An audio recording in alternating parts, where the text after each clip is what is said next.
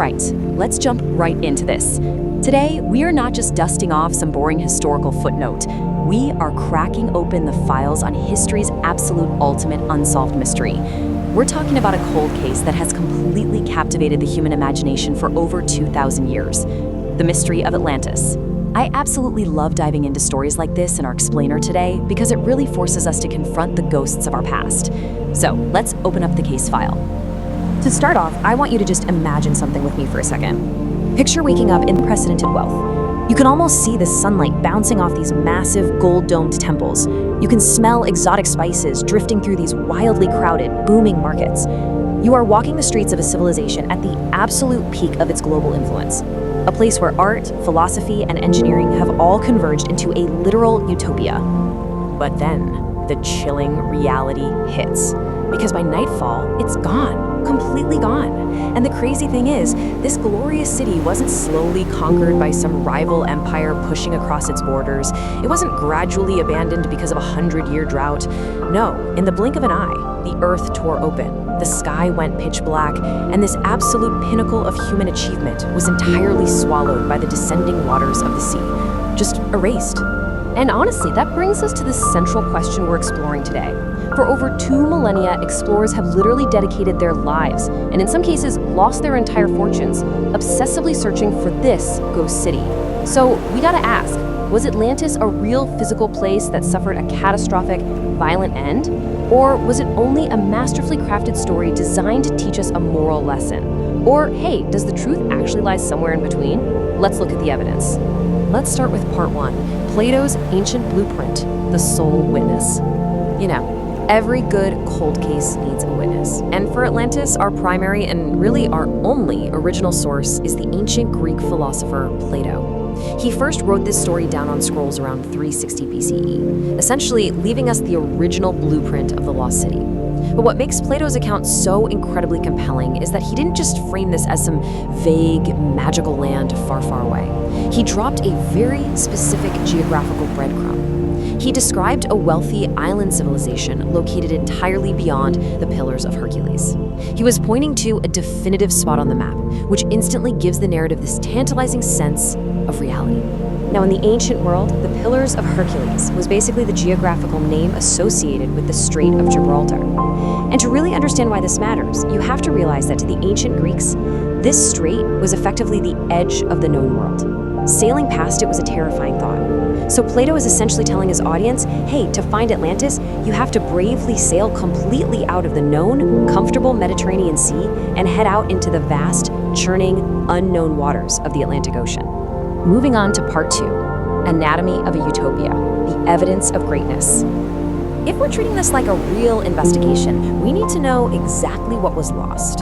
According to the accounts, Atlantis wasn't just your run-of-the-mill ancient settlement. We are talking about a sprawling utopian marvel. Picture wide, brilliantly engineered canals connecting different parts of the capital. Imagine massive, towering temples that look like they scraped the heavens. Think of colossal harbors just overflowing with merchant ships from distant lands, surrounded by rich farmland and guarded by an unstoppable, highly influential navy. Make no mistake, if this place was real, Atlantis would have been the undisputed crown jewel of the ancient world. But here comes the major plot twist of our story. On one hand, we have Plato's vivid, highly specific details about advanced naval fleets and intricate waterways. And stacked against that, absolute silence. Outside of Plato's writings, 0 other texts from that era describe an Atlantean empire. And that silence is haunting. Think about it. If this civilization was truly a dominant global superpower, why didn't the ancient Egyptians or the Babylonians write about trading with them? There are no trade receipts, no rival treaties, no battlefield accounts. It is just a massive, echoing historical void. Which brings us to part 3, the catastrophe, a single day and night. The story takes its darkest turn when this incredible civilization essentially loses its way. According to the lore, the people of Atlantis grew arrogant, greedy, and corrupt. And that hubris, it brought upon them a swift and terrifying judgment. Imagine the pure horror of that final day. First, violent earthquakes shake the land, shattering the stone foundations. Then, the sea rises rapidly as a massive, unstoppable wall of water surges forward. Those towering buildings and temples collapse and are violently crushed. In the span of just a single day and and night, the entire city disappears beneath the black depths of the ocean, erased as if it had never even existed. Now, while the ancient world often viewed apocalyptic events like that as the literal wrath of angry gods punishing mortal arrogance, modern science tells us a slightly different story. The actual mechanics of this destruction, they're chillingly realistic.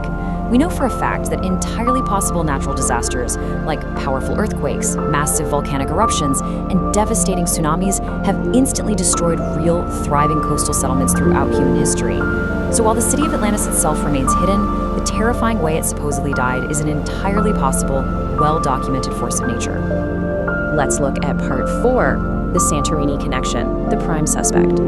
Because these kinds of natural disasters are very real, historians have relentlessly hunted for a real-world equivalent to the Atlantis story. And our prime suspect takes us back to around 1600 BCE, when a true cataclysm actually happened. A massive volcanic eruption practically vaporized the Minoan civilization on the Greek island of Santorini. The Minoans were this incredibly advanced, art-loving society, and they were wiped out by one of the largest eruptions in recorded history, which of course triggered city-destroying tsunamis.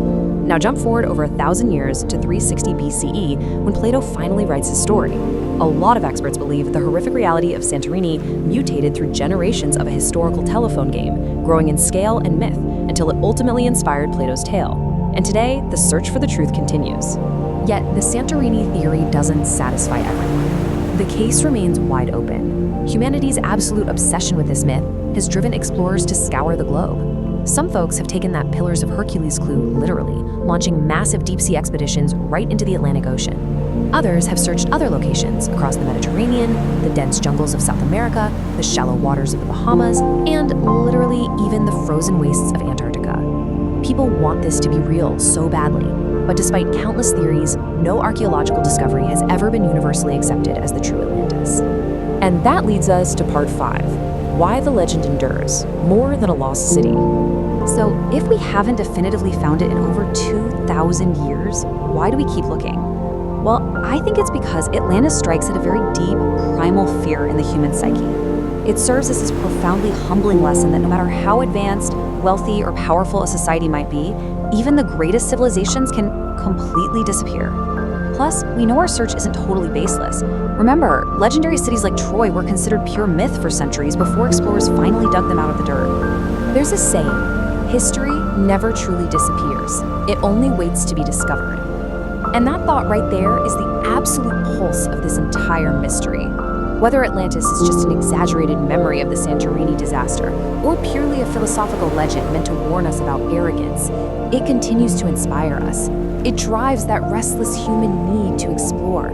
It pushes archaeologists to dive into darker waters and dig deeper into the earth, knowing that just one single discovery could completely rewrite the story of humanity's past.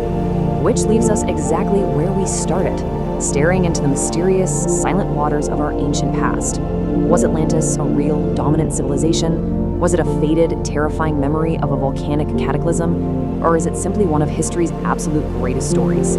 We still don't know for sure, but I'll leave you with this final thought to chew on.